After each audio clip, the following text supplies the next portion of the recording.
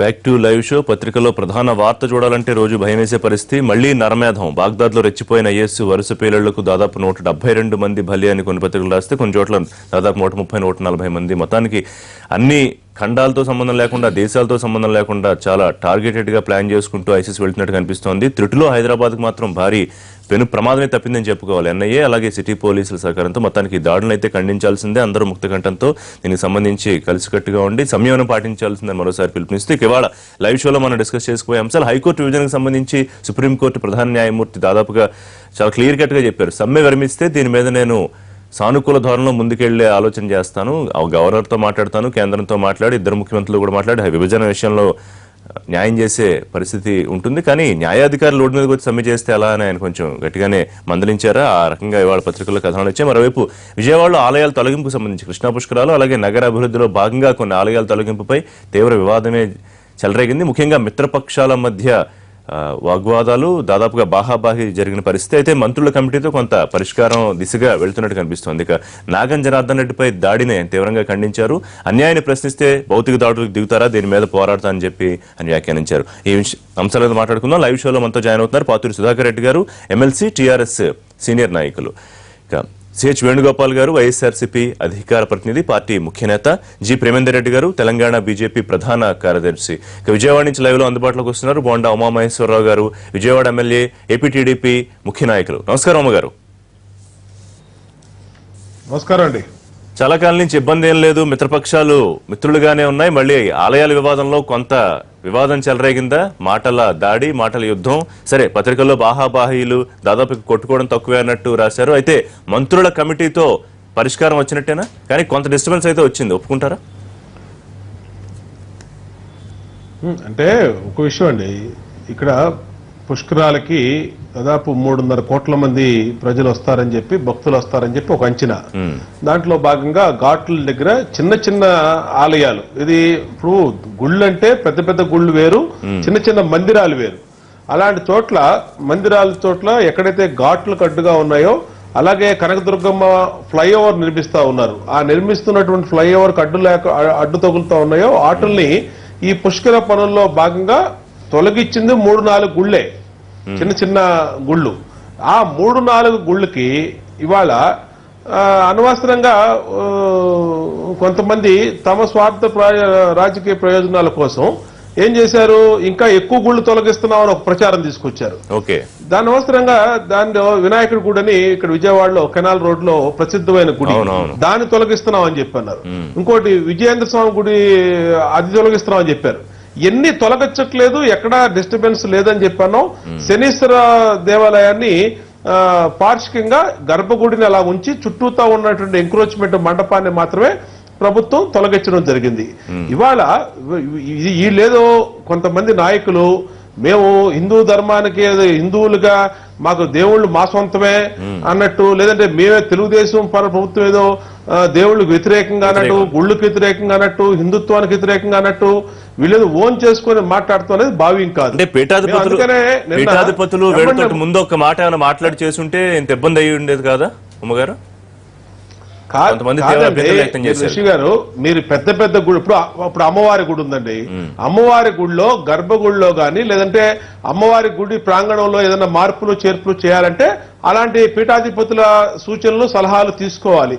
చిన్న చిన్న మందిరాలు, చిన్న చిన్న మండపాలు, దాన్ని జరపడానికి కూడా ఇలా పీఠాధిపతుల అనుమతి తీసుకోవాలి, సూచనలు తీసుకోవాలంటే ఎక్కడా ఏ అభివృద్ధి జరగదండి. ఇవాళ విజయవాడలో చిన్న చిన్న గుళ్లే కాదు, మసీదులు తొలగించాం, అలాగే చర్చిలు కొన్ని తీసేయడం జరిగింది. ఒక మతం కాదు, ఇవాళ విజయవాడ రాజధాని అయింది. రాజధాని అయినాక తొలి పుష్కరాలు వస్తున్నాయి. తొలి పుష్కరాలకి అన్ని రకాలుగా ప్రజలు సహకరిస్తా ఉన్నారు. ఆ ఆలయ కమిటీలు సహకరిస్తా ఉన్నాయి, ప్రజలు సహకరిస్తున్నారు, భక్తులు సహకరిస్తా ఉన్నారు. కొంతమంది తమ స్వార్థ రాజకీయ ప్రయోజనాల కోసం ఈ చిల్లర రాజకీయాలు చేస్తా ఉన్నారు. ఏదండి, కొంతమంది అంటే బీజేపీ కానివ్వండి, ఎవరన్నా కానివ్వండి, ఎవరైతే చేస్తున్నారో వాళ్ళు పార్టీలకు సంబంధం లేదు, వాళ్ళ పార్టీల అనుమతితో చేయట్లా, పార్టీల అనుమతితో కూడా చేయట్లా. మొన్న బంధుకు పిలుపునిచ్చారు, ఎవరు వాళ్ళ ఇంటి పక్కన ఒక చిన్న కిల్లి కొట్టు కూడా ముయ్యలా. ఎందుకోసం? ఎందుకంటే స్పందన లేదు. ఇవాళ ఎవరు ఇష్టం వచ్చినట్టు వాళ్ళు ఆ పార్టీలు కూడా ఎవరైతే పిలుపునిస్తున్నారో ఆ పార్టీ నాయకత్వాలు కూడా ఇలాంటి చర్యల్ని ఖండించాలి. నిన్న అందుకనే మంత్రుల కమిటీ వేస్తే మంత్రుల కమిటీ ఇన్స్పెక్షన్ చేసింది. ఎక్కడెక్కడ గుళ్ళు ఉన్నాయో ఎక్కడెక్కడ తొలగించాలో ఇన్స్పెక్షన్ చేసి ఆ చిన్న చిన్న మందిరాలు ఆ 3, 4, 5 తొలగించినట్లకి మళ్ళా పక్కన అడ్డు లేకుండా పునర్నిర్మిస్తామని చెప్పింది. దీనికి పెద్ద ఎత్తున ప్రచారం తీసుకొచ్చి పెద్ద ఎత్తున ఏదో జరిగిపోతుందని ఎన్ని కావాల్సిన దానికన్నా ఎక్కువ చేశారంటారు. చిత్తశుద్ధి ఉంది. రైట్. ఉమ్మగారు ఒక్క నిమిషం. ప్రేమేందర్ రెడ్డి గారు, అంటే అభివృద్ధి దృష్టిలో పెట్టుకుని ఇప్పుడు ఆయన ఉమ్మగారు చెప్పినట్టు ఈ దేనికి వ్యతిరేకం కాదు, కానీ భక్తులకి సౌకర్యం కోసం లేకపోతే అభివృద్ధి దృష్టిలో పెట్టుకుని చేసిన చిన్న చిన్న కార్యక్రమాలని ఉన్నదానికన్నా ఎక్కువగా కొంత రియాక్ట్ అయ్యాయా పార్టీలు కానీ నాయకులు కానీ? ఒకటి, అభివృద్ధి అనే దాని విషయంలో భారతీయ జనతా పార్టీ ముందుంటుంది. రెండోది, తెలుగుదేశం మరొక పార్టీ హిందువులకు వ్యతిరేకమని మేము ఎన్నడూ చెప్పలేదు. కానీ అక్కడ ఏదైతే భక్తుల యొక్క మనోభావాలను దృష్టిలో పెట్టుకోవాల్సిన అవసరం ఉంది. వారు అన్నారు మసీదులు తీసేసాం, చర్చిలు తీసేసాం. ఎక్కడ తీసేసారు చెప్పమని? ఎక్కడ మసీదులు? ఇప్పుడు హైదరాబాద్లో కూడా మనం చూస్తున్నాం. మొన్న ఇక్కడ కూడా తెలుగుదేశం ప్రభుత్వం ఉండే, లేకపోతే అన్ని ప్రభుత్వాలని వైఎస్ ప్రభుత్వం ఎక్కడ తీసేశారు? ఎక్కడైనా తీసేశారా? అనేక చోట్ల ఇప్పటికి రోడ్ల మీద ఏ విధంగా అక్కడ కూడా చెప్తున్నా, అక్కడ ఎక్కడ తీసేశారో చెప్పుకోనండి. కాబట్టి ఇక్కడ తీసేయడానికి ఒక నిమిషం అండి, ఒక నిమిషం ఉమా గారు, ఇప్పుడు మీరు ఎక్కడ అడిగారు కదా, అదే ఇప్పుడు తీసేయడానికి మందిరం గాని మసీద్ గాని చర్చి గాని ప్రజా ప్రయోజనాల దృష్ట్యా దాన్ని తరలించడానికి మేము వ్యతిరేకం కాదు. కానీ దానికి కొన్ని పద్ధతులు ఉన్నాయి. ఇప్పుడు మీరు చిన్న గుడి పెద్ద గుడి అనేది ఉండదండి. గుడికి ఉండే ఒక ప్రాశస్తము చాలా చిన్న టెంపుల్ కూడా అమ్మవారిది, దానికి చాలా ఇది ఉంటుంది. దాన్ని కదిలించడం మామూలు విషయం కూడా కాదు. కాబట్టి దేనికైనా కొన్ని పద్ధతులు పాటించవలసిన, కొన్ని మనోభావాలను దృష్టిలో పెట్టుకోవాల్సిన అవసరం ఉన్నది. అంటే దాన్ని ఇప్పుడు రెండు మిత్రపక్షాలు కాబట్టి కూర్చొని మాట్లాడుకున్నా అయిపోతుంది. మిత్రపక్షాలు లేకపోతే ఇక్కడ ప్రభుత్వానికి వ్యతిరేకము అలాంటివి కాదు. ఆ సంఘటన పట్ల ప్రజలు స్పందించారు. ఆ ప్రజల యొక్క పక్షాన నిలబడవలసిన పరిస్థితి వస్తుంది, రాజకీయ పక్షాలైనా ఏవైనా.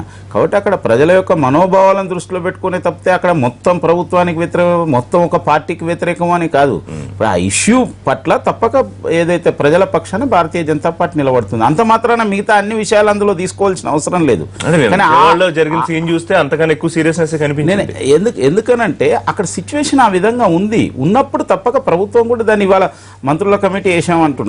మంత్రుల కమిటీ రిపోర్ట్ ఏముందే ఉమా గారు దాంట్లో డిసిషన్ చెప్పేస్తున్నారు. నేను ఏమంటున్నా అంటే మంత్రుల కమిటీ పరిశీలించి ఏం జరిగింది చర్చలు జరిపి అక్కడ ఉండే ఇప్పుడు ధర్మాచార్యులు అంతమంది ఎందుకు బయటకు వస్తున్నారు? వాళ్ళందరినీ కూడా పక్షపాతంగా మనం మాట్లాడడం సరైనది కాదు. ఇక్కడ ఏంటంటే మతాలు లేకపోతే మిగతా వాటి కంటే ఎక్కువ భక్తుల యొక్క మనోభావాలను దృష్టిలో పెట్టుకోవాల్సిన అవసరం ఉంది. వేణుగోపాల్ గారు, ప్రతిపక్ష పాత్ర మీరు పోషించాల్సింది, మిత్రపక్షంగా ప్రతిపక్షం పాత్ర బీజేపీ పోషించిందా? నిన్న ప్రతిపక్ష పాత్ర పోషించడంలో మేము ఎక్కడా వెనకడుగులు లేవండి. ఇప్పుడు ఎక్కడ మీరు హైలైట్ అవ్వలేదు. ముందుగా నిన్న జరిగినటువంటి కార్యక్రమం బీజేపీ వారు వచ్చి ప్రెస్ మీట్ పెట్టిన సందర్భంలో జరిగింది వేరు. మొదటి నుంచి కూడా పుష్కరాలు ప్రారంభమవుతాయి అనేటువంటి ప్రచారం మొదలుపెట్టినప్పటి నుంచి కూడా అక్కడ ఆలయాలు తొలగింపు అవసరం ఉన్నప్పుడు అన్ని పక్షాల వారిని, అందరి మనోభావాల్ని పరిగణలోకి తీసుకోవాల్సినటువంటి అవసరం ఉంది. ఆ కార్యక్రమం జరగలేదనేటువంటిది ఇక్కడ తేట తెల్లమైనటువంటి. ఉమ్మగారు ఏం చెప్తున్నారంటే చిన్న చిన్నవి ఉమ్మగారిని నేను ఈ సందర్భంలో అడుగుతున్నాను, దేవుడు ఇంట్లో ఉన్న ఆలయంలో ఉన్న భక్తుడి యొక్క మనోభావానికి, అది 100 మంది భక్తులు వెళ్తారా, 1000 మంది భక్తులు వెళ్తారా, 1,00,000 మంది భక్తులు వెళ్తారా అనేటిది కాదు. మనం పుష్కరాలు ఎందుకు నిర్వహిస్తున్నాం? ప్రెస్టీజియస్ గా గోదావరి పుష్కరాలు కానీ కృష్ణా పుష్కరాలు కానీ నిర్వహించడం భక్తుల యొక్క మనోభావాలకు అనుగుణంగా మనం చేస్తూ అదే భక్తుల యొక్క మనోభావాలని దెబ్బతీసే విధంగా అక్కడ ఉమాగారు మరి వారు చాలా విజ్ఞులు, ఆలోచించాలి. అక్కడ భక్తులు చిన్నాలయమా పెద్దాలయం అనేది కాదన్నా, భక్తులు వెళ్తున్నారా లేదా, అక్కడ అందుబాటులో వాళ్ళకి పెద్ద ఆలయాలకు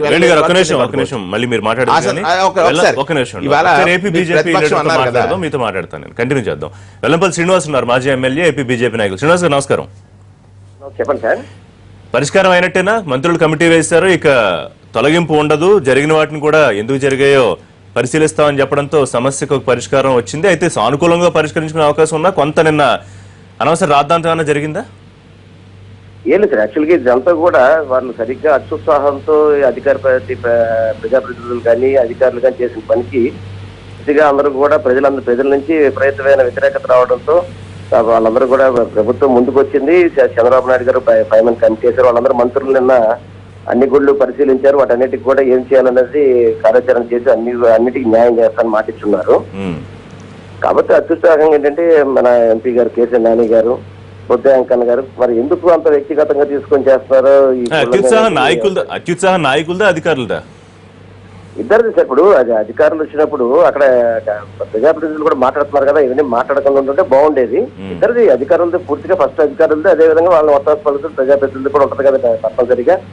ఇందాకేదో చెప్తున్నారు మనోళ్ళు, అంటే నేను యాక్చువల్గా వేరే మీ బయట ఉన్నాను, ఏదో ఎంపీగా మన బోండమ్మ గారు బంద్ సరిగ్గా జరగలేదని చెప్పనేది, పాన్ షాపులు కూడా మూయలేదన్నారు.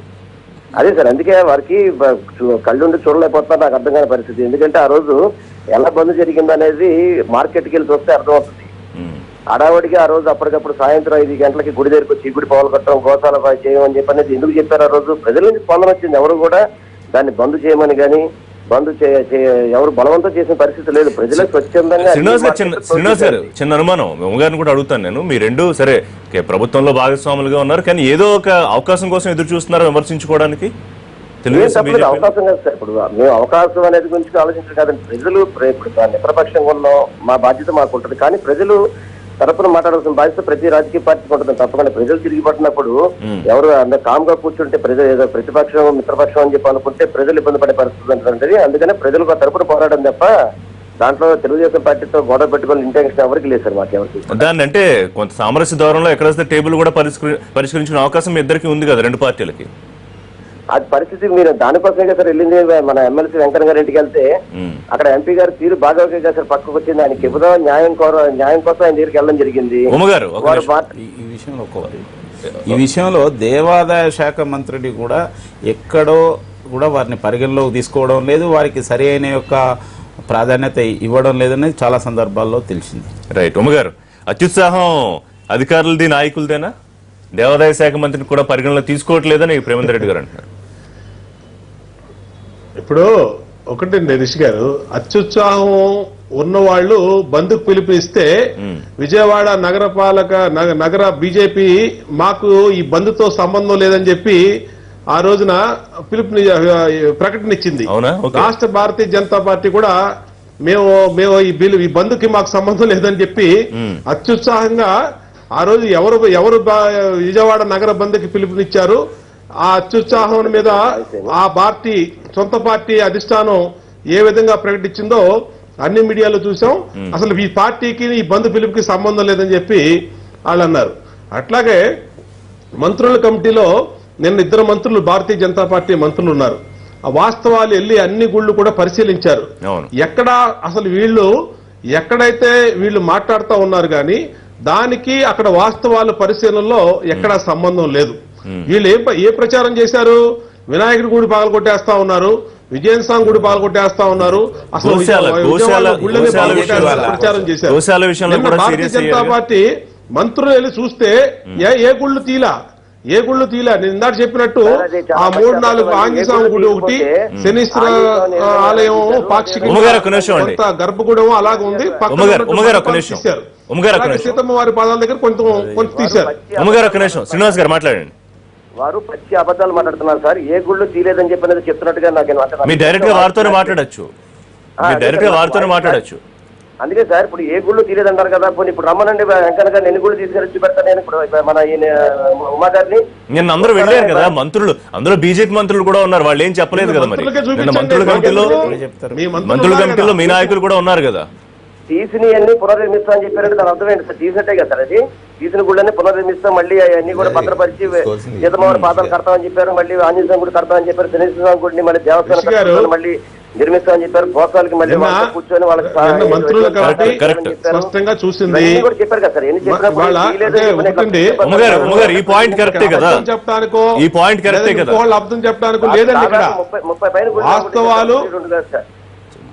30 పైన గుళ్ళు మంత్రుల కమిటీ పరిశీలన చేసింది. ఆయనకి ఏమైనా డౌట్ ఉంటే మంత్రులతో మాట్లాడమని చెప్పండి, మంత్రులు చూపించమని చెప్పండి. రైట్. ఒక్క నిమిషం శ్రీనివాస్ గారు. ఇప్పుడు ఇక్కడ నిన్న మంత్రుల కమిటీ పరిశీలన చేసిన తర్వాత తీసిన ఆలయాలని పునర్నిర్మాణం చేస్తామని చెప్పి ఇక నుంచి ఆలయాలు ఎక్కడ కూడా కూలగొట్టం అనేటువంటిది, అది తొలగించం అనేటువంటి మాట చెప్పారు. అంటే అక్కడ తప్పు జరిగింది అనేటువంటిది వాస్తవం కదా. ఇప్పుడు శ్రీనివాస్ గారు మాట్లాడినా, ఉమ్మగారు మాట్లాడినా వాస్తవాలు మనం మాట్లాడుకోవాలి. మొట్టమొదటిగా అక్కడ పార్థసారథి గారు వీళ్ళందరూ కూడా ఇక్కడ ఈ ఆలయాలని తొలగించే సందర్భంలో ఒక ఆందోళన చేశారు. మీరు ఏకపక్షంగా ఒక నిర్ణయాన్ని ప్రకటించేసి అవి తొలగించిన తర్వాత ఇవాళ మళ్ళీ మిత్రపక్షం మీతో విభేదించేటువంటి పరిస్థితులు వచ్చిన తర్వాత ఈ ఆలయాలను మళ్ళీ పునర్నిర్మాణం అనేటువంటి మంత్రుల కమిటీ వేయడం ప్రభుత్వం నిర్ణయం తీసుకోవాలి. దీనివల్ల అలా ఒకసారి ఉమ్మగారు మరి నిన్న జరిగినటువంటి గొడవ ఏమిటండి? నిన్న జరిగినటువంటిది నిన్న అక్కడ వెంకన్న గారు, సోమవీర్రాజు గారు, లేకపోతే కన్నా లక్ష్మీనారాయణ గారు కూర్చున్న సందర్భంలో జరిగినటువంటిది వీడియోలు వచ్చినాయి, మొత్తం సోషల్ మీడియాలో అన్ని మేము చూసాం. అక్కడ విభేదించిన తర్వాత ఇప్పుడు మీరు శ్రీనివాస్ గారికి చెప్పేటువంటి ఆన్సర్ కానీ ఉమ్మగారు ఒక్క నిమిషం, నేను చెప్పేది ఏంటంటే అక్కడ జరిగినటువంటి తప్పిదానికి కారణం అధికారుల మీ ప్రభుత్వమా? ఇవాళ ప్రభుత్వం మళ్ళీ దానిపై వెనక్కొచ్చి నిర్మాణాలు ఏవైతే తొలగించామో వాటిని నిర్మిస్తామని చెప్తున్నారు. దానికి కారణం అక్కడ జరిగింది అనేటువంటిది వాస్తవం, అది ఒప్పుకోవాలి మనం. 30 ఆలయాల 40 ఆలయాల ఎన్నైనా ఆలయాలు తొలగింపనేటువంటి జరిగింది, అన్ని నిర్మిస్తానని చెప్తున్నారు అని అంటే తప్పు జరిగిందని మనం ఒప్పుకోవాల్సిన బాధ్యత ఉంది. చెప్పండి. నేను ఎక్కడెక్కడ అనేది నేను స్పష్టంగా చెప్తానండి. ఈ తప్ప ఇంకెక్కడా కూడా తొలగించలేదు. సీతమ్మ వారి అక్కడ ఒక గుడి, అలాగే ఆంజనేయ స్వామి చిన్న మందిరం ఇందాక నేను చెప్పినట్టు, శనేశ్వర దేవాలయంలో గర్భగుడి అలాగుంది, చుట్టూతో ఉన్న మండపం తొలగించడం జరిగింది. గోశాలను తరలించినప్పుడు గోశాలలో చిన్న శ్రీకృష్ణుడి గుడి ఉంది, దాన్ని ఈ 4 తప్ప ఎక్కడా కూడా ఐదో గుడి అనేది ఎక్కడా తొలగించలేదు. స్పష్టంగా చెప్తున్నాం, మంత్రులందరూ కూడా చూశారు. ఇవాళ దీన్ని భూతత్వంలో చూపించి ఒక మతపరమైన ఇష్యూగా ఏదో ఈ హిందూ మతానికి మేమే వారసులు అన్నట్టుగా మాట్లాడుకోవడం ఇది మంచిది కాదు. ఇంకోటి స్పందించలేదు.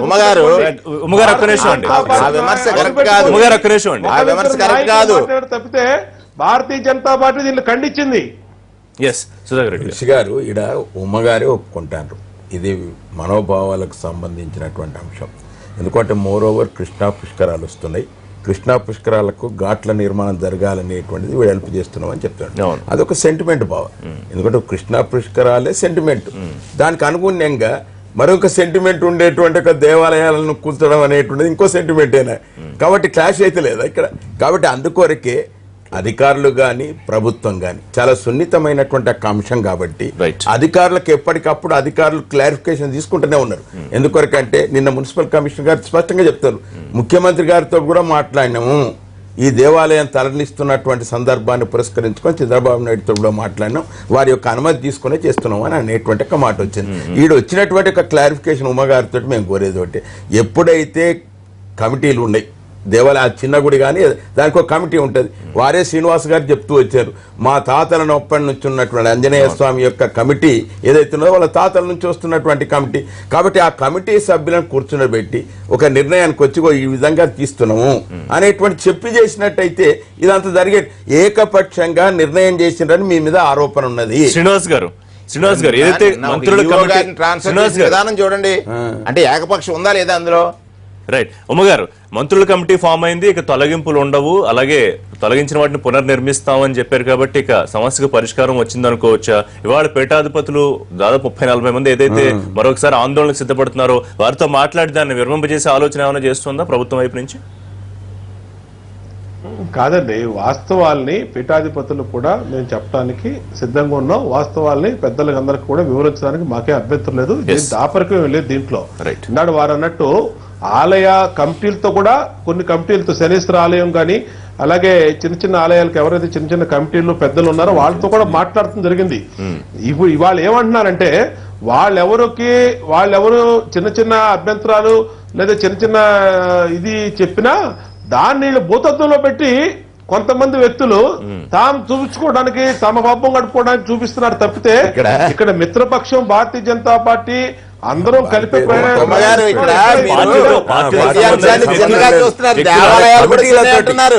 అక్కడ దేవాలయాలు చిన్నవి అంటున్నారు, అంశాలన్నీ చిన్నవి అంటున్నారు. అక్కడ జరిగేది పెద్ద కార్యక్రమం, మేము భూతత్వంలో చూడలే, మీరు చిన్నగా చూస్తున్నారు. ఉమ్మగారు 26 దేవాలయాలను తొలగించేటువంటి ఒక కార్యక్రమం తీసుకున్నాం. 26 దేవాలయాల కమిటీలతోటి మాట్లాడి వారిని సంజాయించి వారికి ఎక్కడన్నా తరలిస్తాము, ఇక్కడ ఈ రకంగా విగ్రహాలు పెడుతున్నాము అనేటువంటి ఒక సమ్మతి తెలియజేసినట్టయితే పద్ధతులు ఉన్నాయి. మీకు ఈ అవకాశం నిన్న లేకుండా జరిగినటువంటి ప్రక్రియ ఏదైతే మీరు ఇది జరిగి ఉంటే ఇవి జరిగి ఉండేది ఒక కాదు కదా. వివాదం ఏమొచ్చిందంటే గోశాల దగ్గర గోశాల వైపు ఏదైతే దానికి ఎదురుగా ఉన్న ఇల్లు పోకుండా ఉండడం కోసం గోశాల వైపు ఎక్కువ పోతున్నది అనే ఒక వివాదం కూడా వచ్చింది. కాబట్టి ఇలాంటి రావడం వల్ల అది అంతగా ప్రజలలో ఎక్కువ వచ్చింది. ఏది ఏమైనా దాన్ని సామరస్యంగా పరిష్కరించవలసిన బాధ్యత ప్రభుత్వం పైన ఉంది. వివాదాలు లేకుండానే ముందుకు వెళ్తుందేమో చూద్దాం. చిన్న బ్రేక్ తీసుకుందాం లైవ్ షోలో. బ్రేక్ తర్వాత డిస్కషన్ కంటిన్యూ చేద్దాం. Stay tuned.